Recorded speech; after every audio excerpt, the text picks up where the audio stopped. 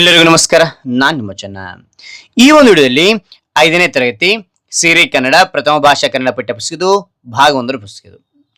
ಈ ಒಂದು ಭಾಗ 1 ಪುಸ್ತಕಕ್ಕೆ ಪ್ರೀವಿಯಸ್ ಕ್ಲಾಸ್ ನಲ್ಲಿ ಏನೆಲ್ಲ ತಿಳಿಸಿದೀನಿ ಅಂತ ನೋಡಾರಲ್ಲಿ ಗದ್ಯ ಭಾಗದಲ್ಲಿ ಒಟ್ಟಿಗೆ ಬಾಳುವ ಆನಂದ, ನದಿ ಅಳಲು, ನಮ್ಮ ಮಾತು ಕೇಳಿ ವಿಡಿಯೋ ಆಡಳಿತ ಅಭ್ಯಾಸಗಳು ಸುಲಭವಾಗಿ ನಿಮಗೆ ತಿಳಿಸಿಕೊಟ್ಟಿದ್ದೇನೆ. ಅದೇ ರೀತಿ ಪದ್ಯ ಭಾಗದಲ್ಲಿ ಗಿಡ ಮರ, ಸ್ವಾತಂತ್ರ್ಯ ಹಾನಿತ ಬಗ್ಗೆ ಆಲ್ರೆಡಿ ತಿಳಿಸಿದ್ದೀನಿ. ಅದೇ ರೀತಿ ಪೂರಕ ಪಾಠಗಳಲ್ಲಿ ಕಾಮನ ಬಿಲ್ಲು ಪದ್ಯದ ಬಗ್ಗೆ ಆಲ್ರೆಡಿ ಈಸಿಯಾಗಿ ನಿಮಗೆ ಪ್ರಶ್ನೋತ್ತರ ಅಂತ ತಿಳಿಸ್ತಾ ಹೋಗಿದ್ದೀನಿ. ಹಾಗಾದ್ರೆ ಈ ಒಂದು ವಿಡಿಯೋದಲ್ಲಿ ಏನ್ ತಿಳಿಸ್ತಾ ಇದ್ದೀನಿ ಅಂದ್ರಿನ ಪದ್ಯ ಭಾಗದಲ್ಲಿರ್ತಕ್ಕಂತಹ 3ನೇ ಒಂದು ಪದ್ಯ ಆಗಿರ್ತಕ್ಕಂತಹ ವಚನಗಳು. ಓಕೆನಾ, ಈ ವಚನಗಳ ಬಗ್ಗೆ ನಾನು ಪ್ರತಿಯೊಂದನ್ನ ಸುಲಭವಾಗಿ ತಿಳಿಸ್ತಾ ಹೋಗ್ತೇನೆ, ಚಿಕ್ಕದಾಗಿ ತಿಳಿಸ್ತಾ ಹೋಗ್ತೇನೆ. ಪದಗಳ ಅರ್ಥ, ಅಭ್ಯಾಸ ಮತ್ತು ಇಲ್ಲಿ ಭಾಷಾಭ್ಯಾಸ ಎಲ್ಲ ಇದೆ.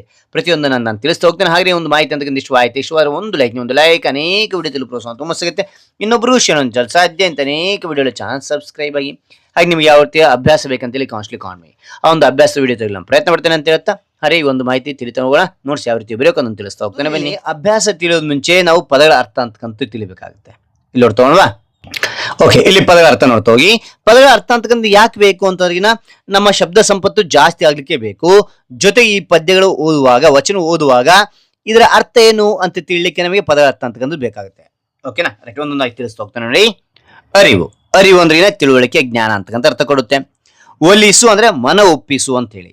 ಗರ್ವ ಅಂದ್ರೆ ಸೊಕ್ಕು, ಅಹಂಕಾರ ಅಂತಕ್ಕಂಥ ಅರ್ಥ ಕೊಡುತ್ತೆ. ದ್ರವ್ಯ ಅಂದ್ರೆ ಐಶ್ವರ್ಯ, ಸಂಪತ್ತು ಅಂತಕ್ಕಂಥ ಅರ್ಥ ಕೊಡುತ್ತೆ. ಪರಿ ಅಂದ್ರೆ ರೀತಿ, ಕ್ರಮ ಅಂತಕ್ಕಂಥ ಅರ್ಥ ಕೊಡುತ್ತೆ. ಹಳಿ ಅಂದ್ರೆ ನಿಂದಿಸು, ದೂಷಿಸು ಅಂತಕ್ಕಂಥ ಅರ್ಥ ಕೊಡುತ್ತೆ. ಹಾನಿ ಅಂದ್ರೆ ಕೇಡು, ನಾಶ, ನಷ್ಟ ಅಂತಕ್ಕಂಥ ಅರ್ಥ ಕೊಡುತ್ತೆ. ಹಾನಿ ಅಂದ್ರೆಗಿನ. ಹುಸಿ ಅಂದ್ರೆಗಿನ ಸುಳ್ಳು, ಅಸತ್ಯ ಅಂತಕ್ಕಂಥ ಅರ್ಥ ಕೊಡುತ್ತೆ. ರೈಟ್, ಇದೆಲ್ಲ ಆದ ನಂತರ ಪದಗಳ ಅರ್ಥ ತಿಳ್ಕೊಂಡ್ವಲ್ಲ, ಅದಾದ ನಂತರ ಏನ್ ಮಾಡಬೇಕಾಗುತ್ತೆ, ಅಭ್ಯಾಸದ ಬಗ್ಗೆ ತಿಳಿತಾ ಹೋಗಬೇಕಾಗುತ್ತೆ. ಯಾವ ರೀತಿ ನೋಡ್ಸ್ಬೇಕು ಅದನ್ನು ತಿಳಿಸ್ತಾ ಹೋಗ್ತಾನೆ. ಬನ್ನಿ ಇಲ್ಲಿ ಮಕ್ಕಳೇ, ಚಿಕ್ಕನ ಅಕ್ಷರದಲ್ಲಿ ಪದ್ಯ ಭಾಗ 3 ಅಂತಕ್ಕಂಥ ಬರೀತಾ ಹೋಗಿ. ಈ ಒಂದು ಪದ್ಯದ ಶೀರ್ಷಿಕೆ ಇದೆಲ್ಲ ವಚನಗಳು ಅಂತಕ್ಕಂಥದ್ದು ದಪ್ಪನ ಅಕ್ಷರ ಬರೆದು ಅಂಡರ್ಲೈನ್ ಮಾಡಿ.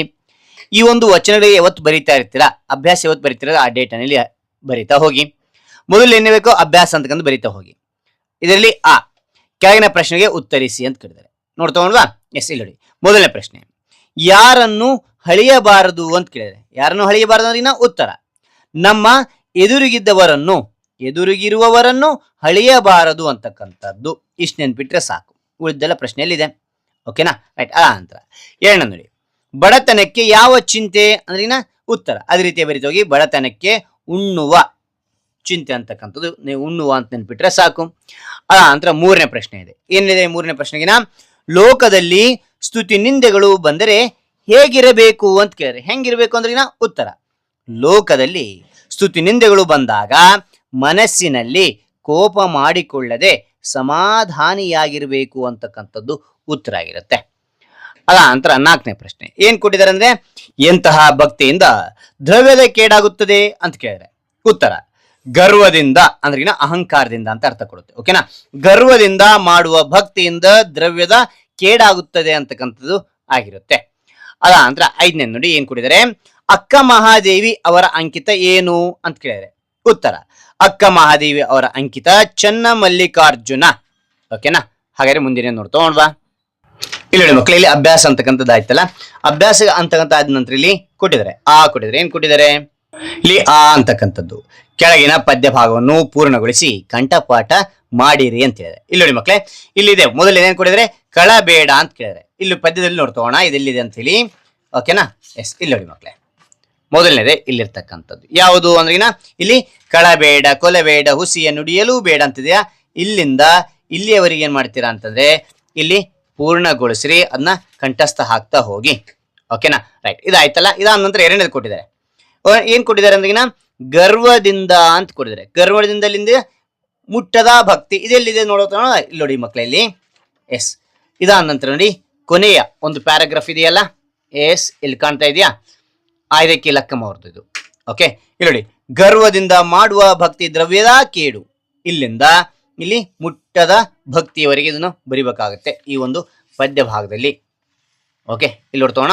ಎಸ್, ಅದು ಬರೆದು ಕಂಠಸ್ಥ ಮಾಡ್ತಾ. ಹಾಗಾದ್ರೆ ಇಲ್ಲಿ ನೋಡಿ ಮಕ್ಕಳೇ, ಇವೆರಡು ತಿಳ್ಕೊಂಡು ಅಲ್ಲ. ಅದಾಂತನೇ ಇದೆ ಸಂಧಿ ಪರಿಚಯ ಅಂತಿದೆ. ಈ ಸಂಧಿ ಪರಿಚಯವನ್ನು ನಿಮ್ಮ ತರಗತಿಯ ಶಿಕ್ಷಕರು ಎಲ್ಲ ತಿಳಿಸ್ತಾ ಹೋಗ್ತಾರೆ. ಇಲ್ಲ ಅಂದ್ರೆ ನಾನು ಭಾಷಾಭ್ಯಾಸದಲ್ಲಿ ಕೂಡ ಅದೇ ಕೊಟ್ಟಿದ್ದಾರೆ, ಇಲ್ಲಿ ನಿಮಗೆ ಎಕ್ಸ್ಪ್ಲೈನ್ ಮಾಡ್ತಾ ಹೋಗ್ತೇನೆ. ಓಕೆನಾ, ರೈಟ್. ಹಾಗಾದ್ರೆ ಇಲ್ಲಿ ತಿಳಿತಕ್ಕಂಥ ಭಾಷಾಭ್ಯಾಸದ ಬಗ್ಗೆ ತಿಳ್ತೋಗೋಣವಾ. ಕೆಳಗಿನ ಪ್ರಶ್ನೆಗೆ ಉತ್ತರಿಸಿ ಅಂತ ತಿಳಿಸ್ತಾ ಹೋಗ್ತೇನೆ ನೋಡಿ. ಇಲ್ಲಿ ನೋಡಿ ಮಕ್ಕಳೇ, ಭಾಷಾಭ್ಯಾಸ ಅಂತ ಬರಿತಾ ಹೋಗಿ. ಕೆಳಗಿನ ಪ್ರಶ್ನೆಗೆ ಉತ್ತರಿಸಿ ಅಂತ ಬರೀರಿ. ಮೊದಲನೇ ಪ್ರಶ್ನೆ, ಸಂಧಿ ಎಂದರೇನು ಅಂತ ಕೇಳಿದೆ. ಒಂದು ಉದಾಹರಣೆ ಕೊಡಿ ಅಂತಿದೆ. ಓಕೆನಾ? ಉತ್ತರ ನೋಡಿ. 7 ಅಕ್ಷರಗಳು ಯಾವ ಕಾಲ ವಿಳಂಬವೂ ಇಲ್ಲದೆ ಪರಸ್ಪರ ಸೇರುವುದಕ್ಕೆ ಸಂಧಿ ಎನ್ನುವರು. ಓಕೆನಾ? ಉದಾಹರಣೆಗೆ ನೋಡಿದರೆ ಮರ ಪ್ಲಸ್ ಅಡಿಯಲ್ಲಿ ಅಂತಕ್ಕಂಥದ್ದು ಏನಾದ್ರು ಕೂಡಿದಾಗ ಕಾಲ ವಿಳಂಬವಿಲ್ಲದೆ ಇಲ್ಲಿ ಮಿಶ್ರ ಆಗ್ತದೆ. ಮರದಡಿಯಲ್ಲಿ ಅಂತಕ್ಕಂಥದ್ದಾಗುತ್ತೆ. ಬೆಟ್ಟ ಪ್ಲಸ್ ತಾವರೆ, 2 ಕೂಡಿದಾಗ ಬೆಟ್ಟದಾವರೆ. ಓಕೆನಾ? ಕಾಲ ವಿಳಂಬವೂ ಇಲ್ಲದೆ ಪರಸ್ಪರ ಸೇರುವುದಕ್ಕೆ ಇವೆರಡು ಅಕ್ಷರಗಳು ಪರಸ್ಪರ ಕಾಲ ವಿಳಂಬವಿಲ್ಲದೆ ಸೇರ್ತು, ಅದ ಕಾರಣದಿಂದ ಸಂಧಿ ಅಂತ ಕರಿತೇವೆ. ಇಲ್ಲ ಸಮಯ ತೆಗೆದುಕೊಳ್ಳೋ ಚಕ್ ಅಂತ ಸೇರ್ತದಲ್ಲ, ಅದಕ್ಕೆ ಏನಂತೀವಿ ನಾವು ಸಂಧಿ ಅಂತಕ್ಕಂಥ ಕರಿತೇವೆ. ಓಕೆನಾ? ನೋಡಿ, ಸಂಧಿ ಕಾರ್ಯ ಎಂದರೇನು ಅಂತ ಕೇಳಿದ್ರೆ ಉತ್ತರ, ಒಂದು ಪದ ಇನ್ನೊಂದು ಪದದೊಡನೆ ಸೇರಿದಾಗ ಪೂರ್ವ ಪದದ ಅಂತ್ಯದಲ್ಲಿ ಮತ್ತು ಉತ್ತರ ಪದದ ಆದಿಯಲ್ಲಿ 3 ಬಗೆಯ ಕಾರ್ಯಗಳು ನಡೆಯಬಹುದು. ಅಕ್ಷರ ಒಂದು ಲೋಪವಾಗಬಹುದು, ಇನ್ನೊಂದು ಆಗಮಿಸಬಹುದು, ಒಂದು ಅಕ್ಷರ ಹೋಗಿ ಅದರ ಸ್ಥಾನದಲ್ಲಿ ಬೇರೆ ಅಕ್ಷರ ಬರಬಹುದು. ಇದನ್ನು ಸಂಧಿ ಕಾರ್ಯ ಎನ್ನುವರು ಅಂತ ಹೇಳ್ತೇವೆ. ಓಕೆನಾ? ಓಕೆ, ಇಲ್ಲಿ ನೋಡಿ ಮಕ್ಕಳೇ, ಸಂಧಿ ಕಾರ್ಯ ಅಂತಕ್ಕಂಥ ನಿಮಗೆ ಎಕ್ಸ್ಪ್ಲೇನ್ ಮಾಡ್ತಾ ಹೋಗ್ತೇನೆ, ಈಸಿಯಾಗಿ ನಿಮಗೆ ಅರ್ಥ ಆಗುತ್ತೆ ನೋಡಿ. ಇಲ್ಲಿ ಒಂದು ಉದಾಹರಣೆ ಹೇಳಿದ್ರೆ, ಇಲ್ಲಿ ಊರು ಪ್ಲಸ್ ಅಲ್ಲಿ ಅಂತಿದೆ.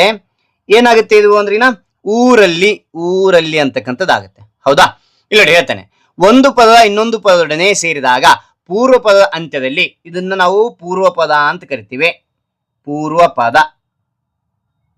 ಇದನ್ನ ನಾವೇನಂತೀವಿ ಉತ್ತರ ಪದದ ಆದಿಯಲ್ಲಿ, ಇದು ಉತ್ತರ ಪದ ಅಂತ ಕರಿತೀವಿ. ಅಲ್ಲಿ ಅಂತಕ್ಕಂಥದ್ದು ಉತ್ತರ ಪದ ಅಂತಕ್ಕಂಥದ್ದು. ಓಕೆನಾ? ಇದು ಸಂಧಿ ಕಾರ್ಯ ಅಂತ ಕರಿತೀವಿ. ಸಂಧಿ ಕಾರ್ಯ ಆಗ್ತದೆ ಇದು. ಓಕೆ, ಅವ್ರು ಹೇಳ್ತಾರೆ, ಏನ್ ಹೇಳ್ತಾರೆ, ಪೂರ್ವ ಪದದ ಅಂತ್ಯದಲ್ಲಿ. ಪೂರ್ವ ಪದ ಅಂತ್ಯ ಅಂದ್ರೆ ರು ಅಂತಕ್ಕಂಥದ್ದು. ಉತ್ತರ ಪದ ಆದಿಯಲ್ಲಿ, ಉತ್ತರ ಪದ ಆದಿ ಅಂದ್ರಿನ ಮೊದಲನೇ ಅಕ್ಷರ ಆ ಅಂತಕ್ಕಂಥದ್ದು.